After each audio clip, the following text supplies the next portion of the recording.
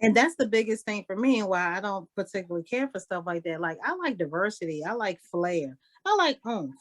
And I don't want to see the same dry stuff that I'm seeing, that doesn't represent everybody. And see, I know they have a niche and they got a population who they're targeting, but you're missing a population too. And you don't realize that you can show something else, give me something else, give me some oomph, Give me some oomph, give me something fresh, give me different yes, ideas, a new look, show me things that are elevated and from a different, I think what it is perspective, because the perspective changes, right?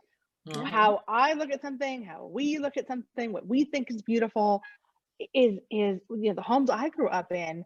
I rarely see that reflected. Once in a while, you'll see a spread with domino and they're covering someone's house in Harlem. And it looks a certain way. They sort of pick a house. It's like, when you look at it, it's before you even see the homeowner, I was like, oh, I know they're Black. Like I could, right? It's like they want to show us, you don't keep me guessing. You let me know this is for you. Exactly. You sort of said, I'm throwing you a bone. Box. You're in this box. This is for you. You're going to like this house. This is for you. Yeah. No, but like a little bit from here and a little bit from there. Exactly. I'm gonna want it mixed up, sprinkle it through. Show me something you're just sort of guessing at what I'm gonna like. You're saying, here's a demographic. 15% of our readers are Black and brown. So, here every five magazines will throw in this house in Harlem or Brooklyn, and that should suffice. You're satisfied. The closest thing HGTV came to being urban, in my opinion, it's just my opinion, was the Novocrats. They had their own show at one point in time, but that's now gone. And even with that, it was urban, but not to the level in which we're speaking of, especially with your properties that I've seen. It's not to that level.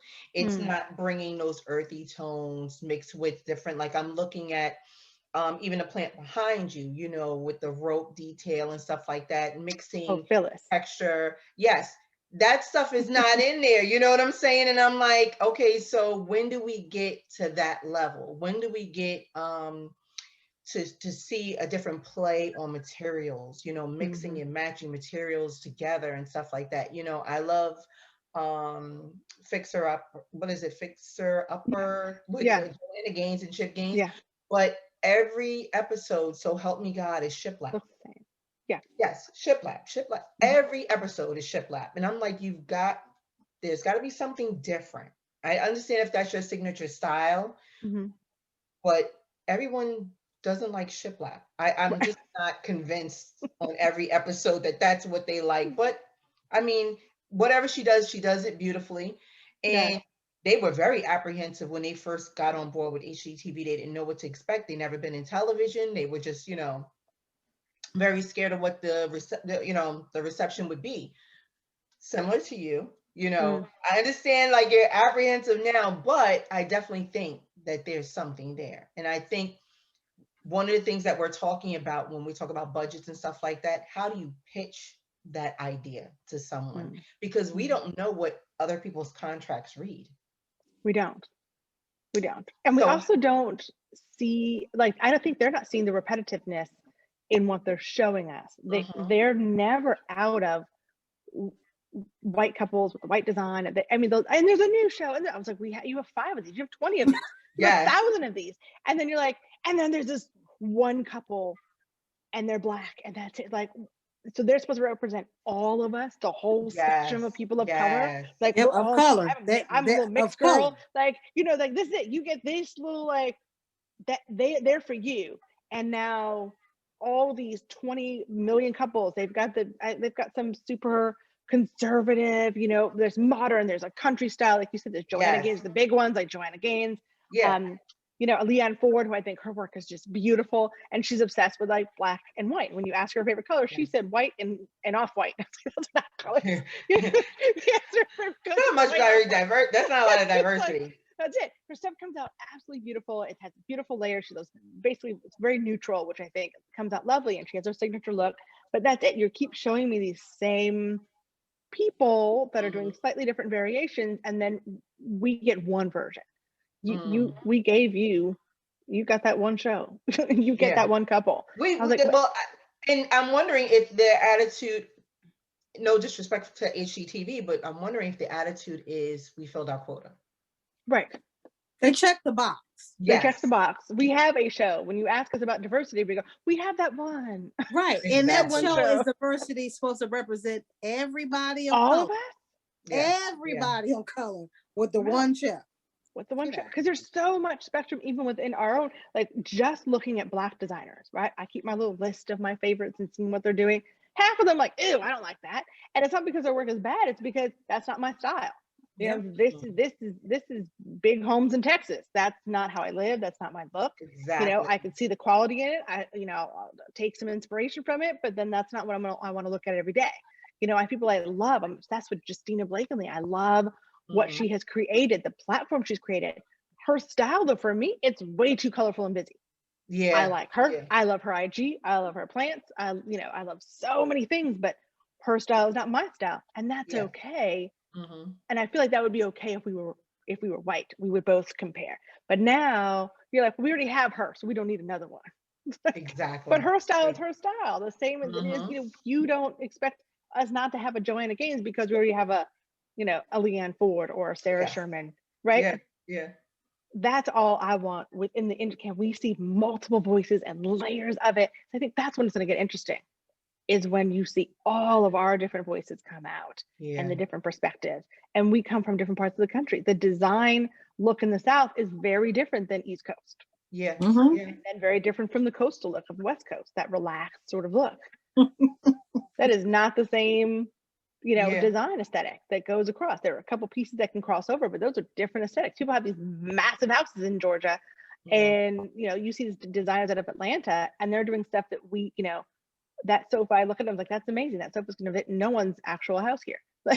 Yeah. Even if you own the whole brownstone. There's so many different elements to interior design that I don't think is being taken into consideration, like art, like you have plants, people aren't taking agriculture or horticulture or I don't know how you call it, but they're not taking all those things into consideration. We chose these plants because they're good for this, or we chose this art piece because, and not only are we, it's an investment for the home, or it's an investment for the home buyer, or because it fits the aesthetic of X, Y, and Z. Like those conversations are left out. Like we're totally in the dark when it comes to that part of those shows. And, I just feel, like I said, based on what I've seen of yours, that if you had your own show, we would be looking at something that we could tune into and say, I want to see this again, because I want to see what comes up next week or whenever. And I want to know, if I buy this piece, if I buy a piece of Banksy, what is it worth to me in the future? What is it worth to me now? All those things. How does it fit with, because I know Banksy's work deals a lot with political, controversial stuff. What does it all mean? How does it fit with my aesthetic? So many things that I feel is just left out and lost in HGTV and interior design shows that I feel that you would bring that to the forefront. And I'm just like, so nice. All right, I'll work on it. I'll add it to the list. Like, okay, get the courage. Look, we're gonna manifest it. I manifest it. Let's just bring it on. We'll get over the issue. And then I just want you to be like, you know what? Kim said that. She said it was gonna come. She said, take your own advice. You said you take the risk when it comes. I'm like, yeah, but I'm going to. Everything but. Yeah, I talk myself out of everything. Everything. Like literally, it would be 5 minutes before something is due that I'm like, okay, I gotta do it. Like I talked myself out of. I was in Germany. I went to go see Ghostface, and I talked myself out of it. I was in the bed. I was not gonna go. If you don't go. Yeah. Then I got dressed, and I was like, this is right before the show started, and I went and I saw him, and I had a ball. Yeah, go backstage and yes. It was Mary J. Blige. I saw Mary J. Blige in Long Island City, 2019. I literally was not going to go. I had asked a friend if she would go with me, and she was like, "What?" And she was asking too many questions. I said, "You know what? Keep it moving. I'm gonna go." And it was just like, I talk myself out of everything, but then you find that when you just do it, drop all your inhibition, just do it. And then, you know, things just open up for you. I found so many new contacts to network with and so many different things from just going to events, just doing things that I wouldn't normally do. So that's what I'm saying. We're going to manifest it for. Manifest it. Because, you know, I'll move to a new country. I started a whole life, but you asked me to be on TV. I'm like, oh no. Look, yeah. Look at you, can't even hear yourself on radio. You don't even want to listen to it, right? No. Sometimes you find yourself not when you're comfortable, but when you're uncomfortable. You find what you're good at. That's especially with the pandemic. I feel like people, creative folks, and I say this all the time, they're people, the creative people, the ones that are doing and being the most successful right now. People that's able to think outside the box. People who have been used to a routine, they're the ones that are struggling. Yeah, that's it. That's it. So I want to get into Venus versus Mars. It's gonna be good. It's gonna be that damn Galentine's mess. No, we done with that. Look, that sounds foolish. That's somebody that made up something because they just was missing out on a gift. I don't know. Listen, you can go buy your own damn gift. Go ahead. Yeah. So okay, Valentine's Day passed. I feel I'm thankful for the pandemic because there's no pressure. I felt like there wasn't any pressure this year to buy gifts, to go out and eat, because you couldn't do it. Do you feel like Valentine's Day was a day created to force you to show and say you love a person? And if you didn't, does that mean you don't really love the person you with? Either one of you. Yeah. No, I mean, I've never been a big Valentine's Day person in general. Me either. It doesn't feel like it's not a legit holiday. It's just it's some bull. It's some bull. Just stuff to make you buy stuff and do silly things and buy garbage candy and little pink bears. And if you're in a relationship, that's the only time you are expressing your gratitude for that person. The only time you're expressing how you feel about them. Don't waste my time. That one ass day. I don't want you showing up with flowers. And I don't think all 3 years we've never done anything with my partner. We just, what did we do? We did do it. We just, I think it's just another day. I can't even think. It's another day. We just had a nice day. Was it on a Sunday last week? What was it? Yeah, it was on a weekend, right? What did I do? I don't know. I feel like I picked up, what was that, Meckleburgs, and was like, oh, here's this raspberry blondie we love eating. Here's your treat for the day. It was just like real casual, because we do it all the time. Exactly. Particularly this year. We're home. We're in each other's spaces, working from home, and, have lost so many friends and have seen people struggle and have struggled ourselves and worried about our families.